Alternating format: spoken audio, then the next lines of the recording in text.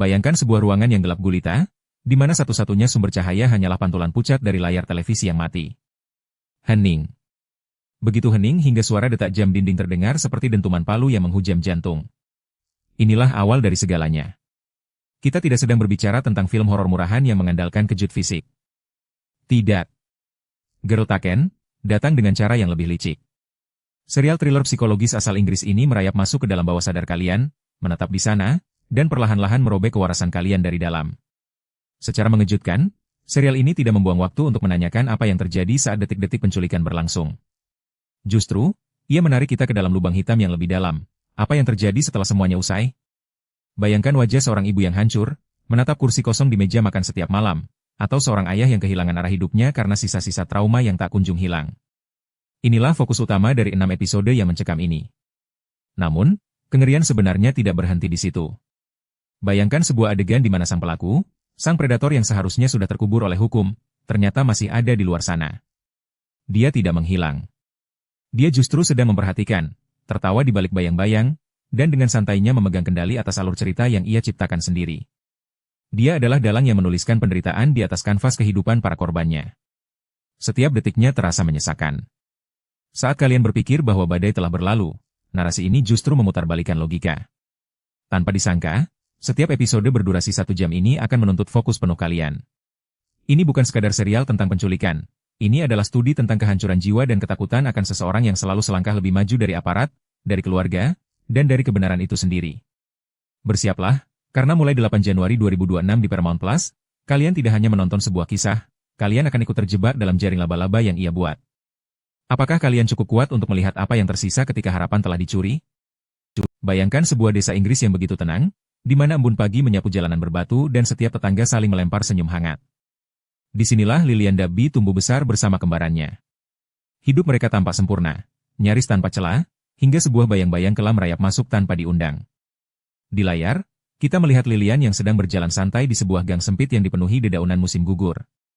Pencahayaan di sana meredup, menciptakan bayangan panjang yang seolah menjadi pertanda buruk. Tiba-tiba, sebuah mobil berhenti. Di balik kemudi, duduk Rick Hansen. Wajahnya adalah definisi dari kepercayaan, seorang guru yang dihormati, pria yang sering menyapa warga dengan ramah, sosok yang dianggap sebagai pelindung oleh komunitas tersebut. Siapa yang menyangka bahwa di balik kacamata dan senyum sopan itu, tersimpan hasrat yang begitu memuakkan? Detik ketika Lilian masuk ke dalam mobil itu, segalanya berubah.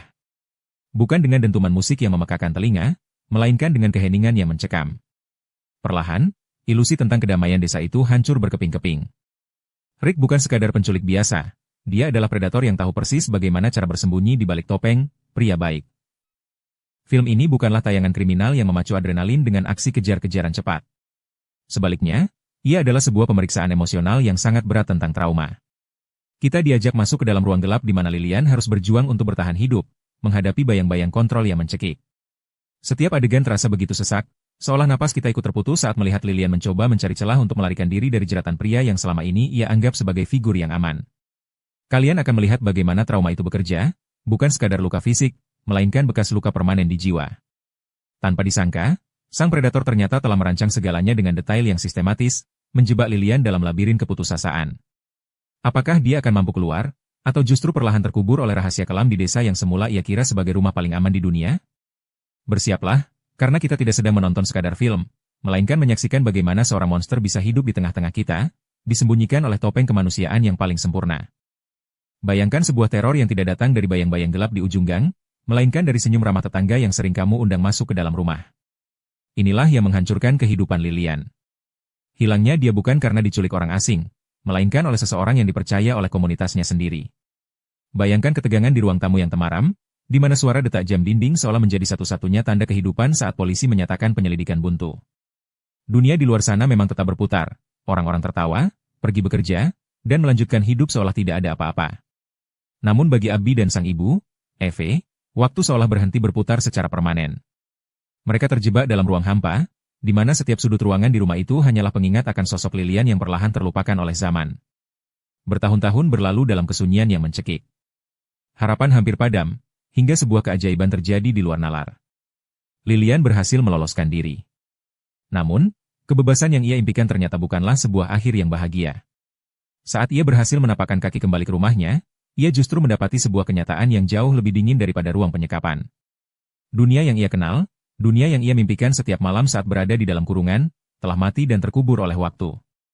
Tetangga yang dulu ia kenal kini menatapnya dengan tatapan asing. Hubungan antar manusia telah bergeser menjadi sesuatu yang canggung dan dingin. Ruang-ruang di dalam rumah yang dulu penuh dengan kenangan hangat, kini hanya diselimuti oleh keheningan yang menyesakkan.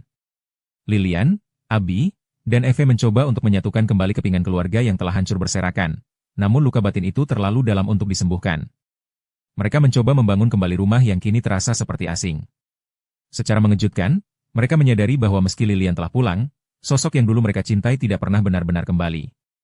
Kejahatan itu telah meninggalkan bekas luka yang mengubah segalanya, dan perjuangan mereka baru saja dimulai di tengah dinginnya pengasingan yang diciptakan oleh orang-orang terdekat mereka sendiri. Coba bayangkan ini, kehancuran bukan lagi sekadar metafora. Ia nyata, terasa, dan menyebar seperti racun di setiap sudut ruangan yang remang-remang. Kamera perlahan menyorot puing-puing berserakan, kaca jendela yang retak, dan dokumen-dokumen yang terbakar habis, menyisakan abu yang terbang di udara. Suasana begitu mencekam, hening, namun penuh dengan ketakutan yang menekan dada. Di tengah kekacauan ini, ada satu nama yang terus menghantui setiap karakter, Rick Hansen. Dia tidak ada di sana, namun kehadirannya terasa lebih nyata dari siapapun. Rick Hansen masih menghirup udara bebas di luar sana, jauh dari jangkauan hukum, seolah-olah dia adalah hantu yang memegang kendali atas takdir orang lain. Bayangkan betapa frustrasinya mereka.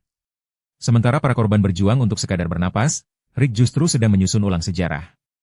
Dengan tenang, dia memanipulasi narasi, menghapus jejaknya, dan mengubah fakta menjadi kebohongan yang sangat rapi. Dia tidak perlu berteriak atau meledakkan gedung untuk menebar teror. Justru, ketenangannya itulah yang membuat setiap penonton merinding. Karakter ini diperankan dengan sangat luar biasa oleh Alfie Allen. Ingat dia di Game of Thrones? Lupakan sosok itu. Di sini, dia menjelma menjadi predator yang jauh lebih berbahaya. Perhatikan tatapan matanya saat dia berbicara dengan suara yang datar namun menusuk. Dia tidak butuh gaya teatrikal yang berlebihan. Rick Hansen adalah tipe penjahat yang berdiri tepat di sampingmu, tersenyum sopan, sementara dia sedang menyiapkan belati untuk menusuk dari belakang. Wajahnya begitu tenang, langkahnya terukur, dan dia bisa membaur di tengah keramaian dengan sempurna. Itulah yang membuatnya sangat mengerikan. Secara mengejutkan, setiap tindakannya terasa begitu logis, namun sangat tidak bermoral. Tiba-tiba saja, Anda akan menyadari bahwa monster sebenarnya bukanlah dia yang berteriak di film action, melainkan dia yang tidak bersuara dan terus mengawasi dari bayang-bayang. Ketegangan ini terus memuncak, membuat penonton bertanya-tanya, sampai kapan kebohongan ini akan bertahan sebelum semuanya meledak? Bayangkan sebuah rumah yang sunyi, di mana setiap sudutnya menyimpan sisa-sisa trauma yang belum usai. Kita melihat Eve, sang ibu, berdiri mematung di depan jendela yang buram oleh hujan. Ekspresi wajahnya bukanlah kesedihan biasa, itu adalah keputusasaan yang mendalam, sebuah beban batin yang dipikul Jill Hickney dengan sangat memukau. Matanya kosong, menatap kejauhan seolah mencari jawaban atas tragedi yang seharusnya tidak pernah terjadi. Di ruangan lain yang remang-remang, dua gadis kembar, Lily dan Abi, duduk saling memunggungi. Tidak ada kehangatan di antara mereka. Keheningan di antara keduanya terasa begitu mencekam, seolah udara pun takut untuk berhembus. Lula Revens dan Delphi Evans berhasil menghidupkan karakter ini dengan begitu nyata. Setiap tatapan mata mereka menyimpan luka masa lalu yang retak, menggambarkan sebuah ikatan persaudaraan yang perlahan hancur lebur oleh hantaman trauma yang tak terbayangkan. Kita bisa merasakan ketegangan itu, seolah dinding rumah tersebut bisa runtuh kapan saja karena beratnya rahasia yang mereka simpan. Namun, misteri ini tidak berhenti pada keluarga itu saja. Kamera kemudian beralih ke jalanan kota yang terlihat tenang, namun sebenarnya memendam ketakutan. Warga sekitar mulai muncul, dengan tatapan yang penuh dengan prasangka. Ada yang mencoba menawarkan simpati palsu dengan wajah yang dibuat-buat, sementara yang lain sibuk menunjuk jari, mencari siapa yang harus disalahkan atas kengerian ini. Suasana menjadi begitu sesak. Kita melihat bagaimana komunitas yang dulunya tampak harmonis, kini terpecah menjadi kelompok yang haus akan kenyamanan. Banyak dari mereka hanya ingin tragedi ini segera menguap, berharap agar ketidaknyamanan ini lenyap dari pandangan agar hidup mereka bisa kembali normal, meski mereka tahu, sesuatu yang busuk telah tertanam jauh di dalam tanah kota itu. Secara mengejutkan, setiap karakter yang muncul bukan sekadar pelengkap, melainkan potongan puzzle yang menyempurnakan kegelapan cerita ini. David Turpin, sang kreator, membawa kita ke dalam labirin emosi yang sangat gelap dan menekan. Ini bukan sekadar serial biasa, ini adalah potret nyata tentang bagaimana manusia bereaksi ketika hal yang paling tak terpikirkan benar-benar terjadi tepat di depan mata mereka. Dan saat Anda berpikir Anda telah memahami arah ceritanya, segalanya berubah menjadi lebih dingin, lebih kelam, dan jauh lebih berbahaya dari yang kalian bayangkan sebelumnya. Bersiaplah, Karena kebenaran di balik semua ini akan mengguncang pondasi moral yang selama ini kalian pegang erat-erat. Bayangkan sebuah ruangan dengan pencahayaan remang-remang, di mana setiap sudutnya menyimpan sisa-sisa kepedihan yang belum tuntas. Kita tidak sedang membicarakan film aksi yang penuh ledakan tanpa makna, melainkan sebuah perjalanan kelam ke dalam labirin jiwa manusia. Di layar, kita melihat Lily, seorang gadis yang berhasil selamat dari mimpi buruk, duduk terpaku di depan cermin. Tangannya gemetar hebat saat ia mencoba menyentuh bayangannya sendiri, namun yang ia lihat bukanlah sosok gadis yang dulu ia kenal. Identitasnya telah hancur, terkoyak oleh kekerasan yang merenggut masa mudanya. Kamera menyorot tajam pada matanya yang kosong, menatap nanar seolah ia masih terjebak di dalam kegelapan yang sama. Namun tanpa disangka, serial ini tidak memberi kita pelipur lara yang murah. Tidak ada jawaban instan, tidak ada keadilan yang datang tepat waktu untuk membasuh luka. Di sisi lain ruangan, Abi berdiri mematung dengan bahu merosot, memikul beban rasa bersalah yang seakan tak pernah memudar meski waktu terus merangkak maju. Suasananya begitu mencekam, begitu sunyi, hingga detak jantungmu sendiri akan terdengar seperti genderang perang. Eve, dengan wajah yang pucat pasi dan tatapan yang menyimpan duka mendalam, mencoba untuk bangkit, namun kesedihannya bukanlah sebuah garis lurus yang menuju penyembuhan. Ia justru terjebak dalam pusaran ingatan yang terus berulang, menghantuinya di setiap sudut napas. Secara mengejutkan, serial ini berhasil membedah bagaimana trauma bekerja secara perlahan namun pasti merusak segalanya. Hubungan mereka, ingatan mereka, hingga cara mereka memandang dunia. Film ini menolak untuk menyuguhkan penonton dengan akhir yang manis atau penutup yang memuaskan. Sebaliknya, ia menuntut kita untuk melihat kenyataan pahit bahwa survival bukanlah akhir dari perjuangan. Bagi Lily, bertahan hidup tidak menghapus memori tentang apa yang telah menimpanya. Luka itu tetap ada, menempel seperti parasit yang menggerogoti kewarasan. Inilah potret nyata dari konsekuensi sebuah kekerasan. Sebuah narasi yang tidak hanya menggugah rasa penasaran, tetapi juga mencekam hati siapapun yang menyaksikannya hingga ke titik nadir. Bayangkan sebuah rumah yang awalnya terasa hangat, kini berubah menjadi penjara bisu. Di layar, kita melihat seorang gadis yang terduduk di sudut ruangan yang remang-remang. Cahaya lampu neon yang berkedip-kedip menyoroti matanya yang kosong, menyimpan trauma yang tak terucap. Inilah dunia di mana Rick, sang pelaku, bergerak dalam bayang-bayang. Ia tidak menggunakan senjata fisik, namun ia memanipulasi persepsi publik dan narasi media dengan begitu dinginnya. Ini bukan sekadar penculikan biasa, ini adalah bentuk kekerasan psikologis yang paling brutal. Perhatikan bagaimana kamera menyorot wajah Rick. Tidak ada kemarahan yang meledak-ledak di sana, yang ada hanyalah ketenangan yang justru jauh lebih mengerikan. Ia mengendalikan segalanya dari jarak jauh, membuat sistem hukum tampak tidak berdaya di hadapannya. Rick adalah monster yang paham betul bahwa menghancurkan mental seseorang jauh lebih mematikan daripada melukai fisiknya. Di setiap sudut ruangan, kita bisa merasakan ketegangan yang merambat. Sebuah tatapan yang bertahan 1 detik lebih lama dari yang seharusnya, atau sebuah percakapan yang menggantung tanpa solusi, semuanya dirancang untuk membuat penonton merasa gelisah tanpa henti. Namun, di balik kegelapan itu, muncul sebuah narasi tentang keberlangsungan hidup. Kita melihat perjuangan gadis itu untuk tetap waras. Baginya, cinta tidak berakhir saat ia dikurung. Cinta itu bermutasi, menjadi sesuatu yang menyakitkan dan membelenggu. Adegan demi adegan berjalan dengan tempo yang lambat, membiarkan setiap rasa sakit meresap ke dalam tulang penonton. Tanpa disangka, alur cerita mulai mengungkap bahwa ini bukanlah kisah tentang sebuah tindak kriminal sederhana. Ini adalah potret nyata tentang harga yang harus dibayar saat hidup seseorang dirampas begitu saja. Ketika ia mencoba melangkah keluar, rumah yang dulu ia sebut tempat pulang kini terasa asing, dingin, dan penuh dengan trauma yang menghantui. Setiap detik dalam film ini adalah pengingat bahwa saat kebebasan direnggut, memulihkan identitas diri adalah peperangan yang jauh lebih berat daripada melarikan diri dari jeruji besi itu sendiri. Bayangkan sebuah ruangan yang remang-remang, hanya diterangi cahaya lampu gantung yang berkedip lemah. Di sana, seorang wanita terduduk lemas di sudut ruangan, napasnya memburu, matanya memerah karena air mata yang tak lagi mampu mengalir. Inilah awal dari mimpi buruk yang akan merobek jiwa siapapun yang menontonnya.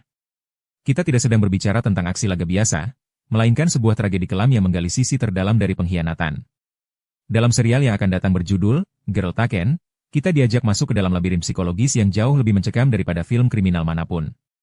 Bayangkan adegan di mana sebuah keluarga yang terlihat utuh, tiba-tiba harus menghadapi kenyataan pahit bahwa ikatan darah yang mereka miliki kini sedang diuji hingga titik nadir. Kamera perlahan mendekat ke wajah sang ibu.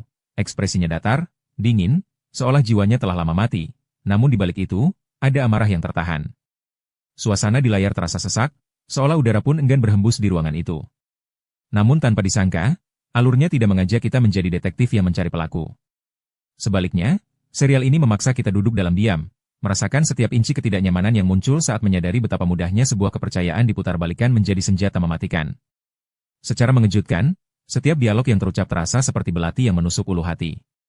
Kita akan menyaksikan bagaimana kebenaran dikaburkan, bagaimana narasi dikendalikan oleh pihak-pihak yang tidak terlihat, dan bagaimana seseorang harus bertahan hidup ketika dunia di sekitar mereka runtuh menjadi abu. Tidak ada ledakan besar atau kejar-kejaran mobil yang glamor di sini. Realisme yang disuguhkan jauh lebih menakutkan karena ini bisa terjadi pada siapa saja. Ini adalah studi tentang bekas luka yang tak pernah benar-benar sembuh. Saat serial ini tayang di Paramount Plus pada 8 Januari 2026, ia tidak akan memanjakan mata Anda dengan tontonan yang menghibur. Ia justru akan mencekik pikiran Anda dengan pertanyaan yang sulit dijawab. Apa arti sesungguhnya dari mendapatkan kembali kehidupan setelah segalanya direnggut paksa? Dan yang lebih mengerikan, apakah pemulihan itu benar-benar mungkin terjadi? Bersiaplah, karena setelah episode terakhir berakhir, Anda tidak akan lagi melihat orang lain dengan cara yang sama. Bagaimana menurut kalian? Mampukah kita bertahan dalam labirin kebohongan ini? Tuliskan pendapat kalian di kolom komentar.